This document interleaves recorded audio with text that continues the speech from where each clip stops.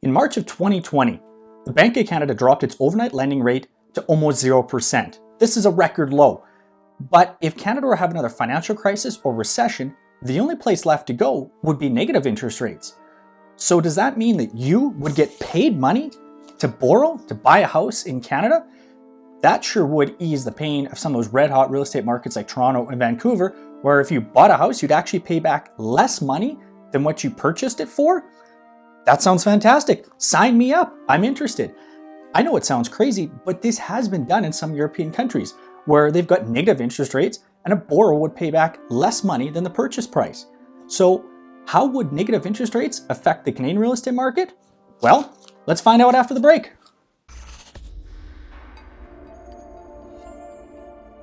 Hey guys, I'm Matthew Pfeiffer. Welcome back to Bald Prairie Real Estate.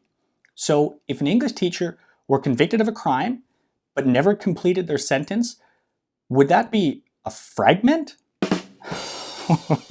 My future kids are gonna hate all my bad dad jokes.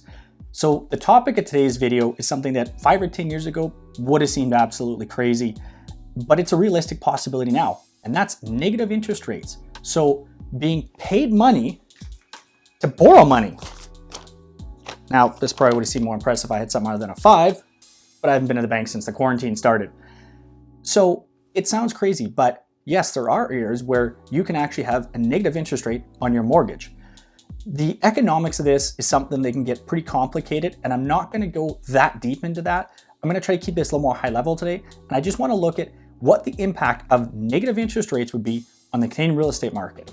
Before we dive into this, let's look at the role of the Central Bank of Canada and how it impacts the interest rate that you get on your mortgage. The Bank of Canada wants to control inflation. They'd like the rate to be between 1 and 3% on any given year. So how they control this is their overnight lending rate. Now that's the rate at which banks can lend each other money back and forth on a short-term overnight basis. When the Bank of Canada wants to slow down the economy, they increase interest rates. When they want to add more liquidity to the market, when they want to stimulate the economy, they drop interest rates, which allows banks to in turn lend you money at a lower rate.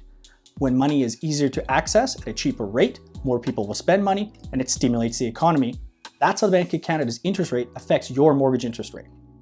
If the Bank of Canada was forced to go even lower than 0% into negative interest rates, would that mean you were getting paid to borrow that money?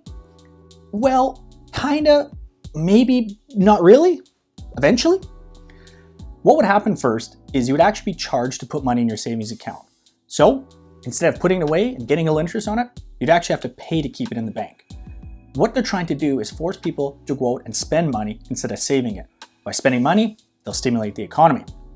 But eventually, you might end up with a negative interest rate on your mortgage.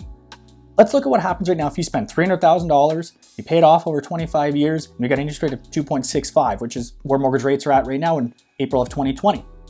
Well, by the time you finish paying that $300,000 house off, you've actually spent $405,000. But what if you had a negative interest rate? Well, in Denmark right now, you can actually get a negative 0.5% interest rate. So instead of paying back $300,000, you'd actually only pay back $279,000. That sounds like a great deal, actually.